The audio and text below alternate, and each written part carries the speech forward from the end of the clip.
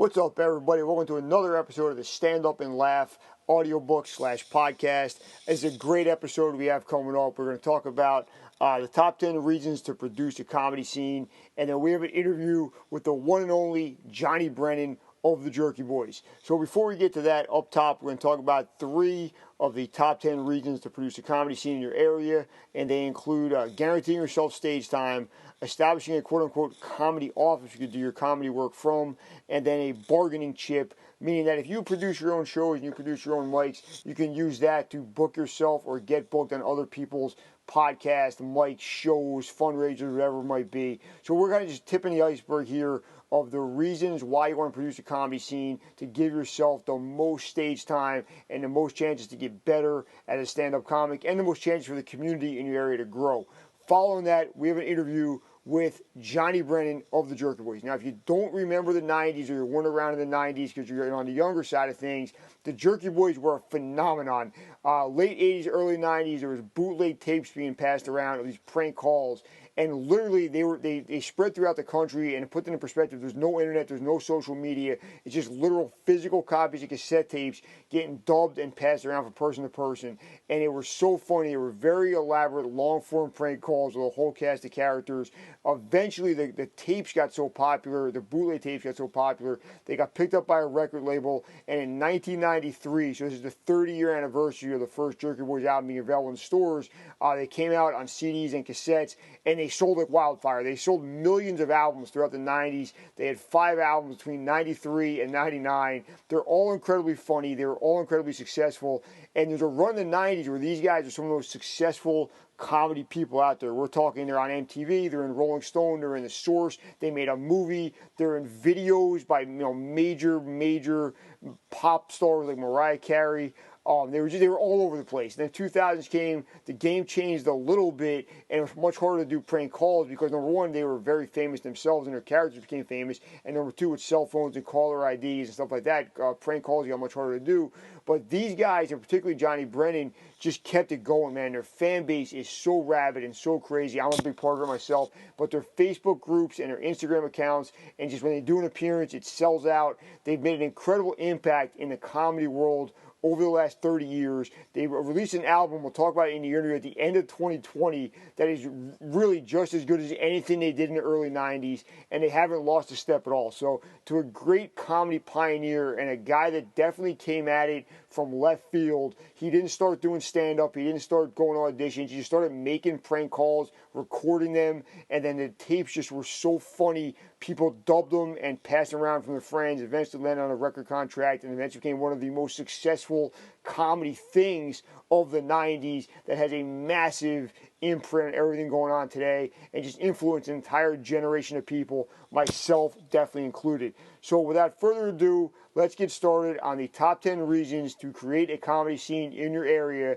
and then follow that up with an interview with one of the people that have honestly made me laugh out loud more than maybe anybody else in the history of humanity, Johnny Brennan of the Jerky Boys. Stand Up and Laugh. Build a comedy scene, produce your own shows, and create community by Angelo Gingerelli is available now on microcosmpublishing.com. If you're trying to make your way in the world of stand-up comedy, you can build your career while enlivening your local comedy community and mutually supporting your fellow humorists, and you can even have fun while doing it. Angelo Gingerelli shares his hard-won advice for anyone who wants to create a comedy scene from scratch in a smaller community, carve out their unique niche in a larger city full of professional funny people, or anywhere in between.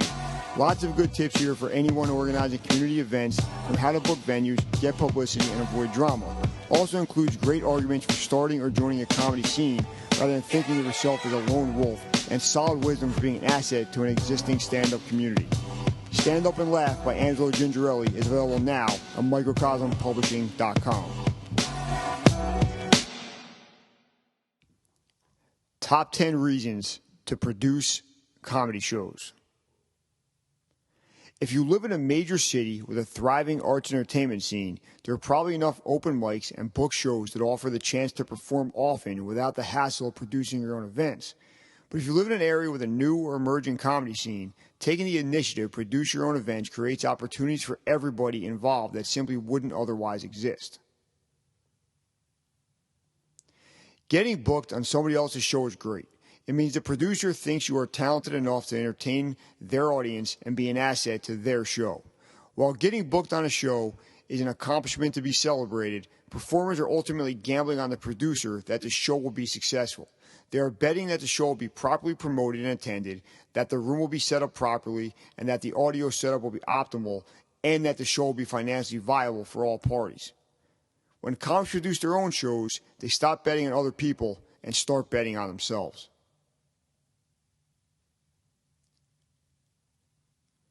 Number 1, guaranteed stage time. All comics need stage time. Even headliners with decades of experience need to get on stage to work out new material before taking it to bigger venues or recording it for mass consumption. There is no faster route to more stage time than creating it yourself. Even if you live in an area with several weekly open mics, hosting your own mic means you are guaranteed several minutes on stage to start the show, as well as in between each performer. This can be as much as an hour of stage time per show, depending on the format you choose and the popularity of the open mic. Most comics and audience members will complain about hosts who start the show with long-winded opening sets or who force too much of their own material in between each comic. To be fair, the host of a good open mic is more facilitator than performer, more point guard than star player, to use a basketball analogy. However, the opportunity to react to the comics and crowd between sets can be valuable in building a comic's stage presence and improving their crowd work. This opportunity for extended time on stage to practice the often overlooked skills of reacting to the room, getting comfortable in front of various types of audiences, and working the crowd is unique to hosting an open mic, but will benefit all aspects of your comedy career. Number 2, established comedy office. Even in the age of social media with dozens of ways to reach comics online, it's good to have a base of operations, or quote, comedy office, to provide a regular location where you can be found every week. Hosting a regularly occurring show or open mic gives you a place to meet with people and discuss, quote, comedy business like upcoming shows, podcasts, fundraisers, etc., without having to spend hours on the phone responding to emails or meeting in real life. For most aspiring performers, comedy is not their main source of income, and they live outside of the comedy world. Dealing with other comics, bookers, local media, etc. can become challenging if it begins to encroach on other responsibilities like work or family. Regularly being in the same place on a weekly or monthly basis allows you to meet people and discuss future projects in person without having to take more time from your personal life. Bonus tip.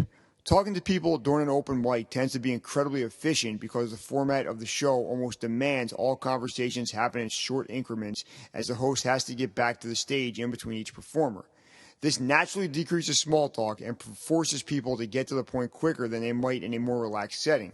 The increased efficiency of meetings in this environment is a little-known byproduct of the open mic format that a lot of people might find valuable in other industries. Number 3, bargaining chip. Comics who don't produce their own events, like shows, open mics, and podcasts, are always asking producers questions like, can I have a spot on your show this month? When can I be a guest on your podcast? Or, can I have an early spot on your open mic because I have to work in the morning?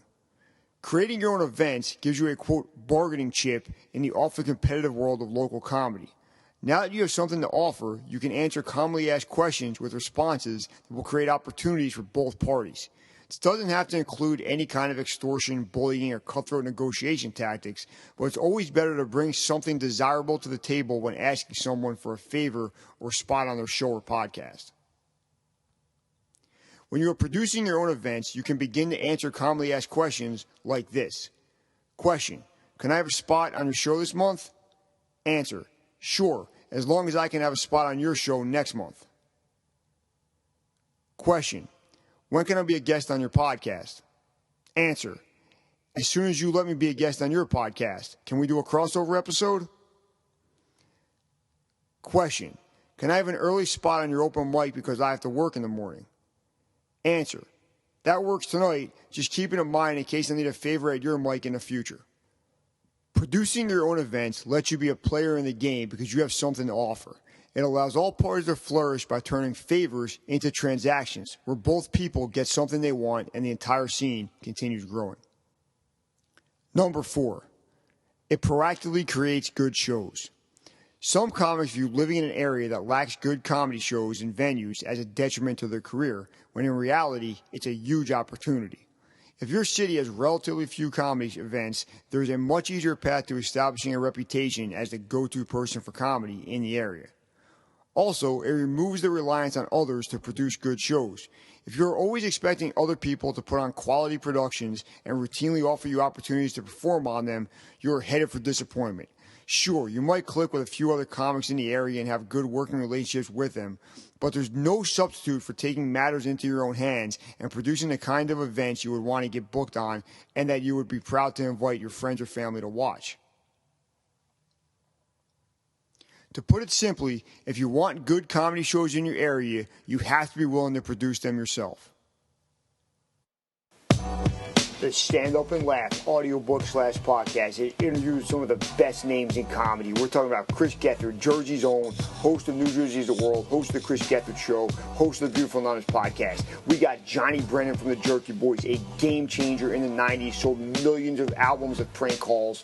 We got from Arizona, James Petrogallo and Jimmy Wisman, the host of both the Crime and Sports and the Small Town Murder podcast. From the world of heavy metal, we got Don Jameson. He's been on MTV. He's been on VH1. He's on tour with literally every heavy metal hard rock band you ever heard of. From the Dirty South, we got Manny Garavito and Matthew Hahn. From Jersey again, we got John Paul Rome, one of the finest touring comics to ever come out of the Jersey Shore. From Cleveland, Ohio, we got Jim Tews, made a documentary about Cleveland's comedy scene a couple years ago and been killing it ever since. We got some of the Jersey Shore's finest comics, including Joe Borzada, Eric Hollerbeck, Amalis Perduto, all coming to the game from different angles. From Instagram, we got Selena Kopic, the host and the voice behind the NYT Val's Instagram account. And from Comedy Fight Club, we got Matt Marin. The Stand Up and Laugh audiobook / podcast is available now wherever you listen to podcasts, and Stand Up and Laugh is available right now from microcosmpublishing.com.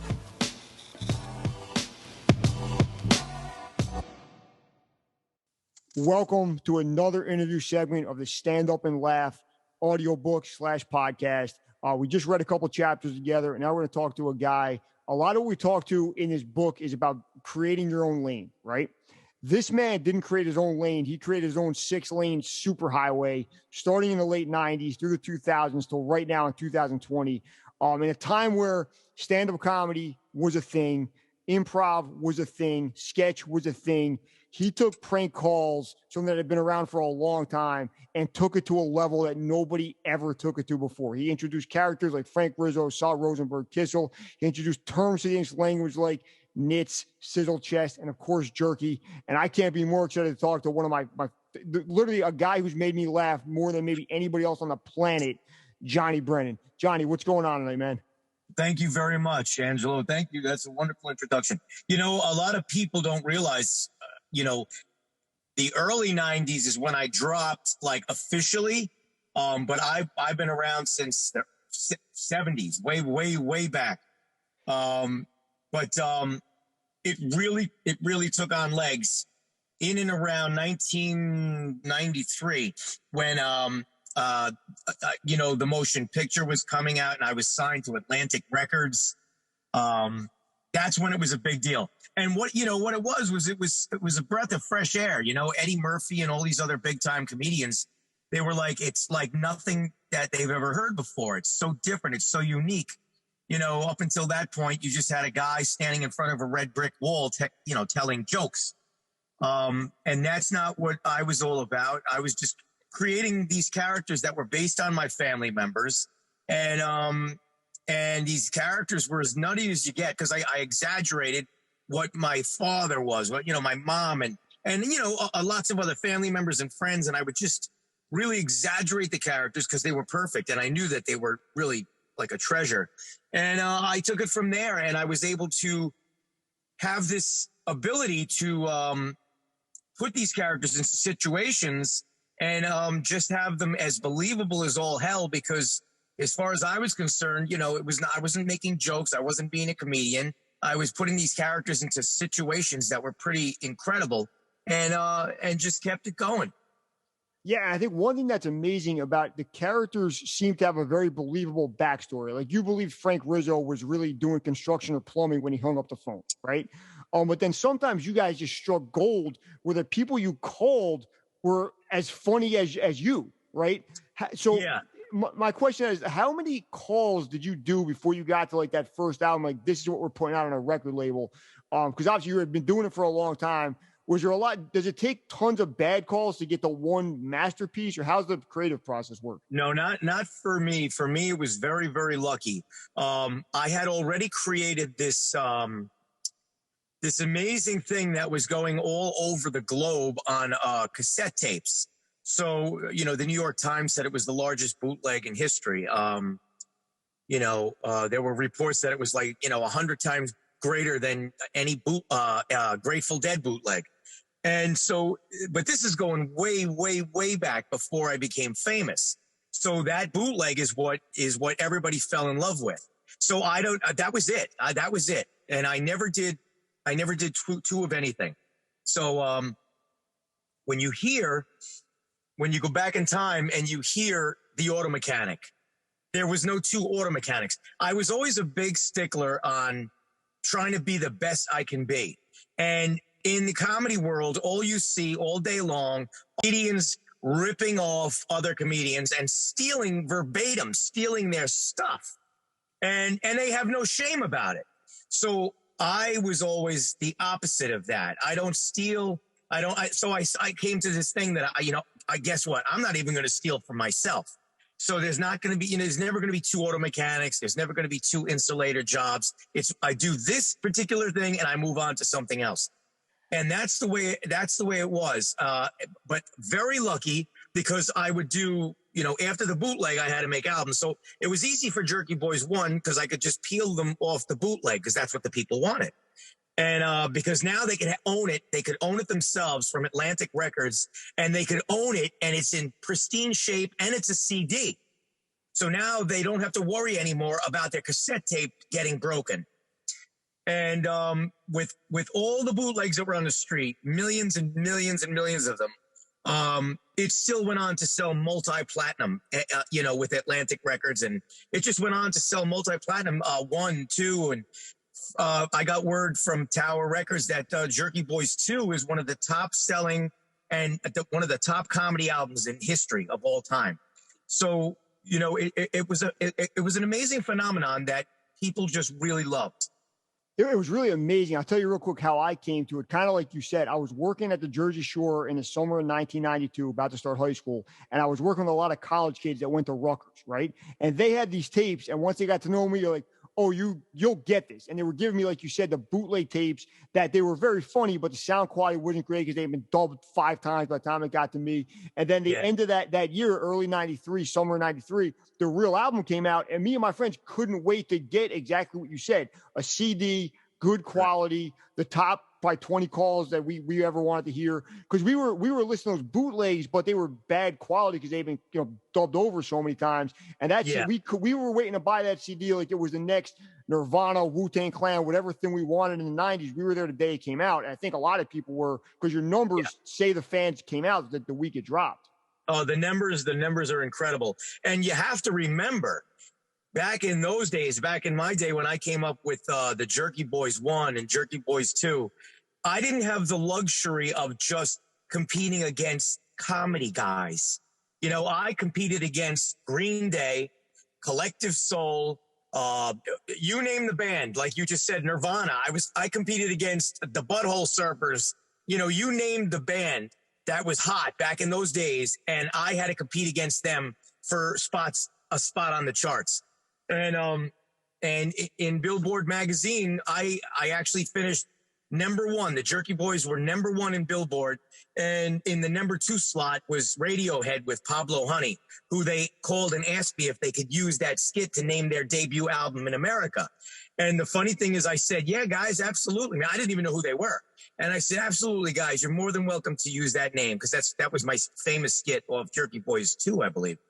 I think it actually starts Jerky Boys 2. So I said, guys, have at it. You guys are more than welcome to it.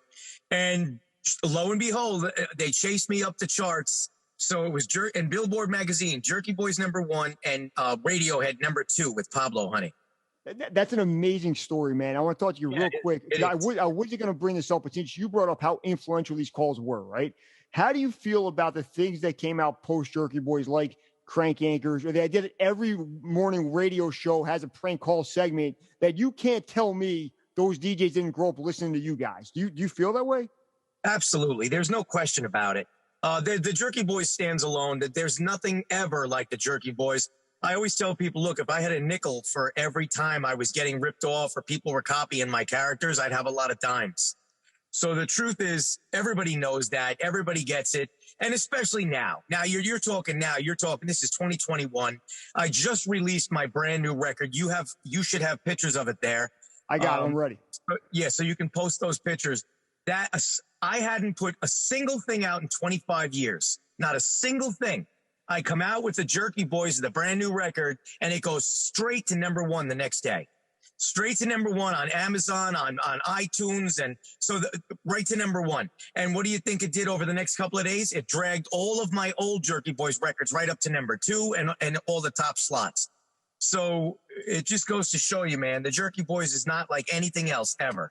Yeah, it's really special. And real quick, I want to talk about that fan base because you've kind of benefited from the internet and Facebook groups and Instagram posts. And now, like, you're kind of getting your flowers a little bit because people like myself that grew up as fans are able to congregate with other fans online, right?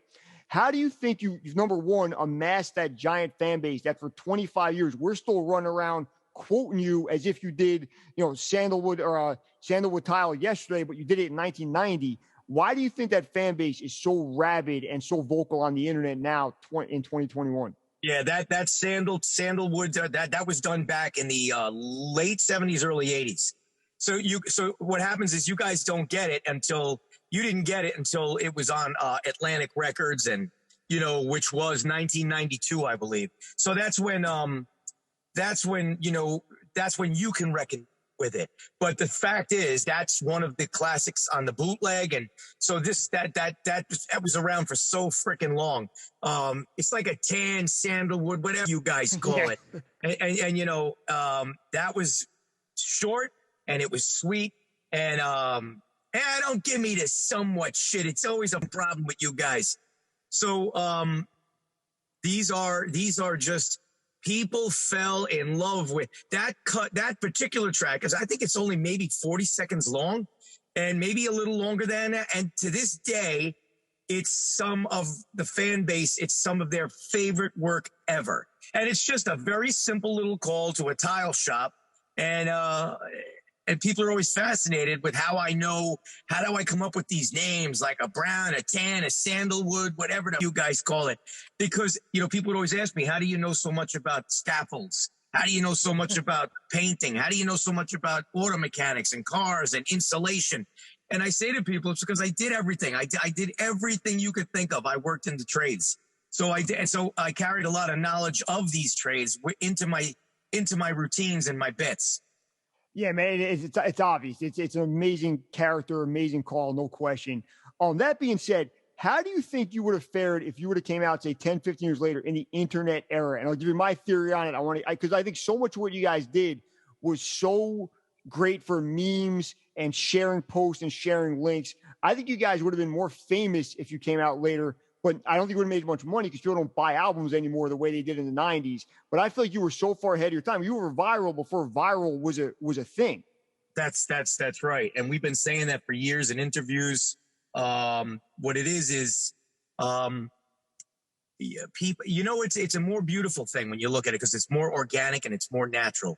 So I was way before the internet. The internet wasn't even around yet. I was actually doing stuff so far back that the computers weren't really around yet. I mean, there was computers, but they were not like, everybody's got a laptop, everybody's got this, everybody's got a nice desk computer. That stuff didn't really start coming in hardcore until like the early 90s, where everybody had one, like 91, everybody started getting the little, the Macintoshes on your desk and this and that, the other thing. So realistically speaking, I mean, my stuff was even way before computers.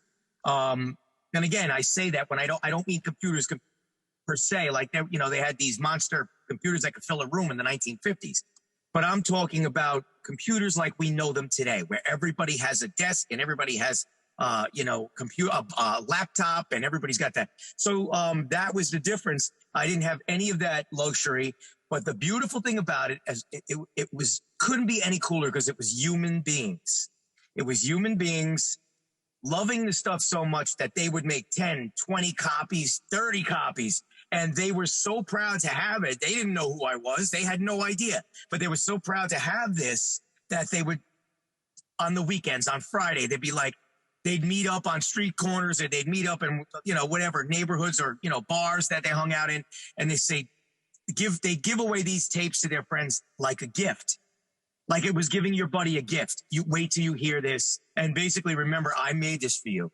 And that is how the Jerky Boys became a household name. Yeah, man, I want to say one thing. When I was in high school when 1 and 2 came out. I was in college when 3, 4, and 5 came out, pretty much, right? And when I was in high school, finding out somebody was a Jerky Boys fan was almost like finding out like the same sports team or the same band. Like if we were just talking and a kid dropped a line from one of your albums, it was like, oh, that's going to be my friend now. Because like they knew this secret language, they knew the code. And then you just talk about those albums in school or at home or whatever. And it became like the people that knew. And once that became your people, I made multiple friends over my life over the albums that we're still talking now all the time. I had 2 questions moving forward. When did you start to know? If you know the whole new saying, if you know, you know, and people have a camaraderie, and if they instantly, I can tell you stories that are amazing. It happen all the time. So some woman just sent me a thing. She was in a butcher shop. And she ordered X, Y, and Z, and she said something comical to the butcher that was a Jerky Boys reference. And she had no idea, no clue. She just said it to be funny to herself, make herself laugh. And the butcher responded to her with another Jerky Boys reference. And she's like, it happens, man. And that instantly made her feel like this butcher is like her bud. Yeah, she's gonna buy every cut of meat she eats from that guy for the rest of his career. Yeah. Right, because it's like this is my buddy, man. It's like we have something really in common, And then it got to a point in the mid-90s where it wasn't just the regular people that were fans, but you had like big-time celebrity fans. Oh yeah. When did you realize you were on your way? Like when the album came out, sold a lot, it did great numbers. But when was a moment for you like, oh, I'm in the game now. I'm going to be on MTV. I'm going to make a movie. Is there a moment where you're like, oh, my life's about to change? Yeah, well, yeah, but you see, you have to understand something. People who know me, they know me as a person, and I was never looking for fame. I was always a very shy. I had no interest in being in the entertainment business. I had no interest in becoming like a comedian, because I'm not a comedian. It just so happens that I put out some of the funniest stuff that ever hit the scene. But so it was a tremendous adjustment for me, because it was Howard Stern and pushing to find out, man, if anybody knows who this person is, you got to call into the show. I've got to know who this Frank Rizzo guy is. So at some point in your life, you have to say, everybody else is trying to claim credit for this. It's time for me to come out of the woodwork and just say, hey, here I am. It's me. And that's what I did. But I wanted to make it clear to people that I still, at that point, was not interested in becoming this, big time celebrity, or, so I had to adjust very quickly. Now, my other question is the other side of that. Did you ever have run-ins or have haters or detractors in the comedy world? Because I'm from the era where stand-up comics for a long time didn't want to deal with people that got famous on YouTube, right? Did you ever deal with that? Like you're selling out clubs and they're not yet. And like, well, this guy he's not even a stand-up. He does these calls. Because I could see certain people that take stand-up real seriously, not embracing what you were doing. Is that fair to say? I don't know, man. My fan base in a good example, my manager is Chris Mazzilli. He owns Gotham Comedy Club in New York City, probably one of the biggest, most famous comedy clubs on the planet. So Chris, he knows, he's been in the business 35 years. And some of his friends are the biggest comic, like Jerry Seinfeld, all this other stuff. And these guys love me. They love what I've done. They love the work. And I've never had any issues but good ones with comedians. For example, I not too long ago, I met Sebastian, and he just really enjoyed, we had a glass of wine and asking me all kinds of questions about the characters and how do I develop them and and most comics are very appreciative of what I do, because I'm not stepping on their toes. I'm not a stand-up comedian. I'm not a stand-up comic. I do my own thing, and it's my own thing. Agree. And you definitely influenced a ton of stand. I would say everybody that's, I'm going to say between 45 and down has heard what you guys did and are fans of it. I've never met anybody that didn't like those albums. Okay, man, I know you got a lot to do tonight. I got a couple quick questions for you. Okay. We'll do them quick and move on. What's your favorite character you've ever done a call with? You mean the characters I do? Yes. I'd have to say my favorite character to do. It's hard to put a finger on it. It's hard because I love so many of them. But I'd have to say, if I had to pick one, I would probably pick Jack Torst, my gay character.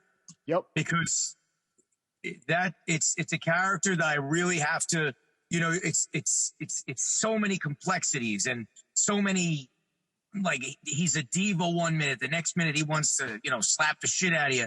And Jack Torst has got so much personality. And so once I roll into that character, I have to remember that, that's it. And I really get a blast because I can really go down in areas that I really would never and just really have a lot of fun with that character. Yeah. But I really love doing all the characters. But Jack, I love doing because it's not, it's pretty tough because if you compare Jack to Frank, let's say Frank Rizzo is pretty much the same way I'm speaking to you now, except with anger not anger, just, he's pissed off or he's talking like, listen, you silly fuck. So it's like my speaking voice, but it's, I always tell people it's modeled after my dad.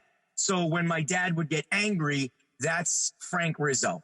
Or he was very comical as all hell, my father. So that's why. But again, for me to do Frank Rizzo is not a stretch. You see what I'm saying? Yeah, and, real quick, Frank Rizzo is my favorite. I love everybody, but for an Italian kid in New Jersey, Frank Rizzo is all of my uncles. It's all of my bosses and teachers when I'm a kid. And every Frank Rizzo call crushes me today, almost 30 years later. Can you give me a favorite call, or maybe two or three, the ones that really stick out to you that you love or that you think are the classics? And Frank Rizzo's? Any ones you want, man. The ones you really look back upon. I'll be honest with you. Let me just take Frank Rizzo, for example. There's a call that I did as Frank Rizzo. To this day, it's one of my favorite because anybody else would say, oh, I love the auto mechanic. I'll see you tomorrow with my tools. And everybody might say, Brett Weir, get Brett Weir. I said, they love that. And they love the traditional Frank. Put boss on, I'll talk to him. So everybody loves that's the traditional Frank tough guy. But for me personally, there's one called 1-800, How's My Driving? Yeah. And I absolutely love that because it's so far off the beaten path of Frank Rizzo just knocking people down. And it's the only time you'll ever really see Frank Rizzo vulnerable. And the whole premise is 1-800 How's My Driving? Frank Rizzo just got hit by a truck in New York City. And I go on and on to talk with this young man who works for 1-800 How's My Driving? And he wants to understand it. He's asking all kinds of questions of what happened to me. And if I'm not going to spoil it or give it out, but if you listen to 1-800 How's My Driving without interruption, just listen to it so you can really hear it. And you'll hear Frank Rizzo for the first time. You actually feel bad for him because he's very, very, he's very vulnerable. And that's one of my favorite Franks that I've ever done. It's a classic. It's a great call. What's your favorite album? My favorite album, I have to say, now this is going to be really wild. I have to say it because I never expected it after 25 years. I put a lot of work into this record that I just put out on Black Friday, a couple months old. So without question, and I even have my fans saying it to me, and some of my toughest critics saying, Johnny, I'm going to tell you right now, this new record is as good or better than anything you've ever done. Up until this point, I love the new record. I really love it because it's so, again, new characters, and I do this new character, Lewis. And people are literally nuts over this new character, Lewis. I actually did him 30 years ago, but I only did it once, and I never returned to the character. I don't even know why. I didn't even have a name for him back then, but I did this character many years ago. But I did him on the new album, and it was just a skit that everybody is nuts over. But before this new record came out, my personal favorite I love them all because they're all my favorites, really. But I put so much work into Jerky Boys 3. I introduced 5 new characters on Jerky Boys 3. The artwork was in the process for about a year and a half, and it was the whole King Kong concept. So Jerky Boys 3, and a lot of people to this day love 3, which is great. And 1 and 2, everybody loves 1 and 2. But again, it's a matter of personal preference. I love all the records, but I have to say this new one really made me feel similar to 3 with these new characters, and it's just a beautiful album cover, once again done by my original artist Sean Taggart. So that's a big deal. The new one is definitely a banger. If you haven't listened to it, you got to go listen to it. It's one of the best albums of 2020, regardless of genre, in my opinion. Here's my take. I think 4 is my favorite, and not a lot of people say it, but here's why. I think Jerky Boys 1 is like Michael Jordan in the 80s. Athletic, aggressive, dunking from the foul line, dazzling people. Jerky Boys 4 is like mid-90s, mature, master of the game, a master at work, just relaxed and running the show Jordan that you saw when he was winning all the championships. And that's why I think Jerky Boys 1 hit me like a punch in the face. But the other, I think they in some ways got better and more refined. Whereas like I find myself going back to 4 so much more than some of the other ones. I love them all, but 4 I think ends up being my favorite over the last 20 years. It's funny you say that because plenty of people love 4. If they actually literally love Jerky Boys 4. Jerky Boys 4 was packed, loaded with great stuff. There's no question about it. So they're all fantastic, like I said. And then I went on to come out with the Jerky tapes, which was another classic because they were asking me for so long. They said, Johnny, do you have anything that you didn't use? That's in the can that you didn't use. And I said, no, there's never been anything in the can all the way back since, putting 1 and 2 together. So that was many, many moons. And I was like, so that's when they said I made a deal with Comedy Dynamics for this new record. And I just thought to myself, I was like, this is a piece of cake, man. I'll do it like the old days. It's going to be a piece of cake. And I never really sat and thought, well, wait a minute, we got 25 years before that was 25 years ago. So I really started to double think, and I'm like, oh shit, man, what did I get myself into? I don't, and I started to get nervous, and I started to say, can I do this again? And sure enough, I did a little bit at a time. I forced myself to go down to the Cornwall police station, courthouse, and because they had a big 10-story tower back there for the phone. I didn't want the phones dropping out. And I go down there and I do a little bit each day, like, maybe 10 minutes each day, 10 minutes, maybe 15 minutes. I bang out a couple of calls, and it was hard. Let me tell you something. It's nothing like it was 25, 30 years ago. Nothing like it was.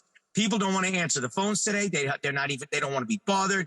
And if they do answer the phones, all you see all day long are these jackass, horrible prank shows on TV. Prank this, prank that, prank. So these people now, all they're ready for is pranks. So they don't bother listening. They don't bother. See, back in the day when I did this stuff, nobody was wittingly sitting there thinking, they would just fall into the trap.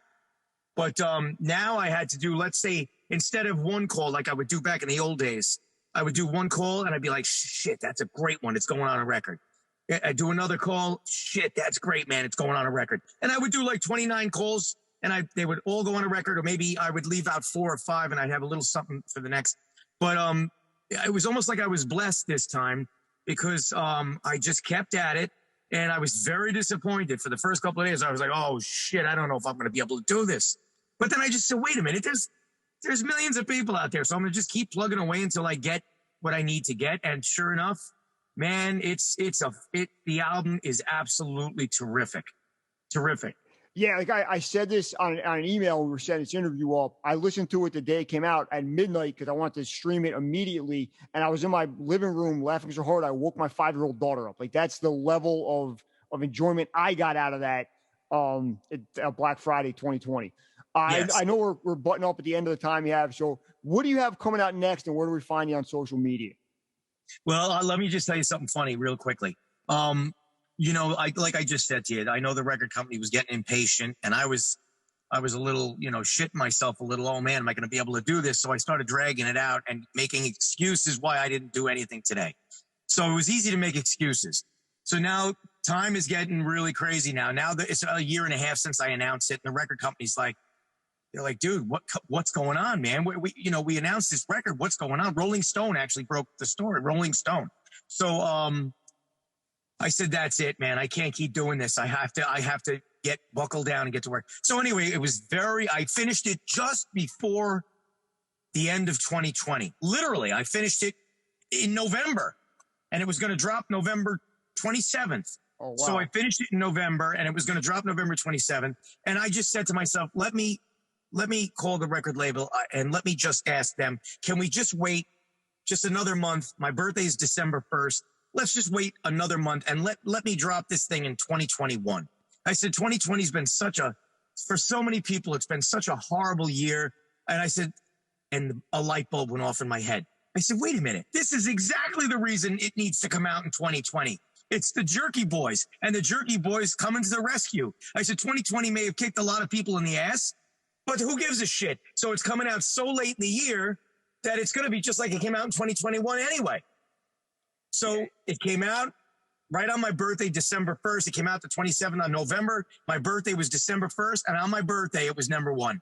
And I said, you know what? How perfect could it be? So another 29 days or so like that. And then here we are into 2021. And the record was just amazing. Yeah, I could say as a lifelong fan, thanks for doing that, man, because 2020 was rough for so many reasons, for so many people. And then having that album come out and then kick off the holidays and hopefully turn the page and get to a better year, it was a perfect ending to probably the worst year of a lot of people's lives. So, yes, man, it was. And I was very thankful that the light bulb went off and I said, fuck, man, let's get it out 2020. So we got the new album out on Comedy Dynamics. It's phenomenal. What else are we looking at in 2021? Are you able to get on tour and do some live shows, another album, a book? What's next?